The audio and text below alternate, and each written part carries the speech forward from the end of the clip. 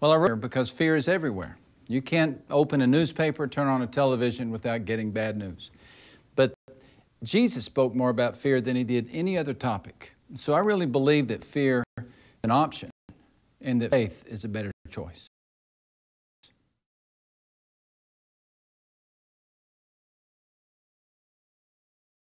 Afraid they don't matter. I think the fear of insignificance, of making no contribution, of living a life and coming and going and no one knowing. I think this fear of being too small is the biggest fear of all.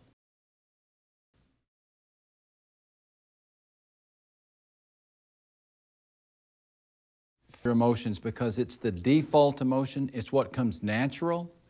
Faith is the emotion that demands a decision. By nature, we're fearful people. We have to decide to have faith. We have to choose to have hope.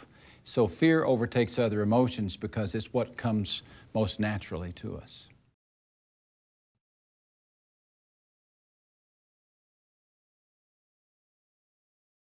Friendship with God in the sense that it causes us to question the goodness of God, question the existence of God. Fear hampers our relationship with others because it turns us into control freaks, turns us into mean people. If we can control one part of our life, we feel like it's going to eliminate fear. It doesn't work that way, and it hampers our relationships.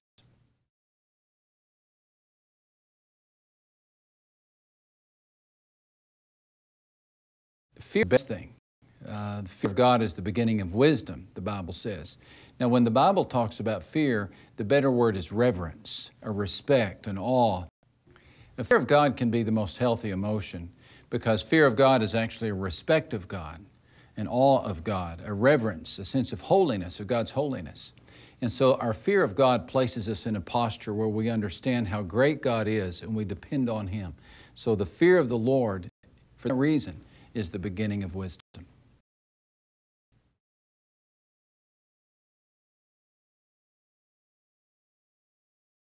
Parenting because we just are afraid our kids are going to get hurt. We're afraid of the influences, so we can overprotect them. And we can feel like we are in charge of them, forgetting that really they were God's children first. And so the ultimate answer to our fear of our children's struggles is prayer and trusting God to help them.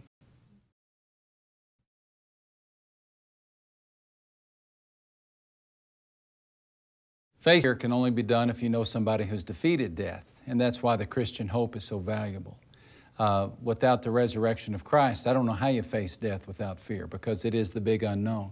But with the resurrection of Christ, I think you have every reason to face the grave with confidence, courage, and even hope.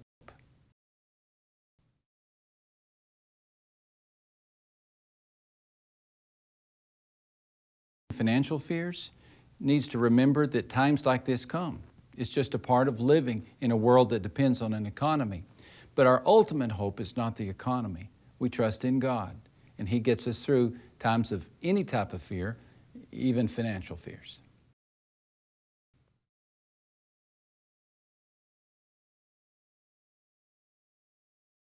Struggles to believe if God is real or not. That's a legitimate fear. I believe every person who sincerely seeks Christ has those moments of fear that there is no God. So what you do is you walk with Him. You take Him up at His invitation. You live in His Word. You pray. You talk.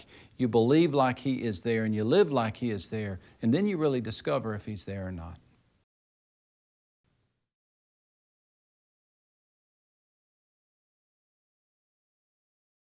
Trust and fear is pretty simple. Trust is fear that chooses to believe.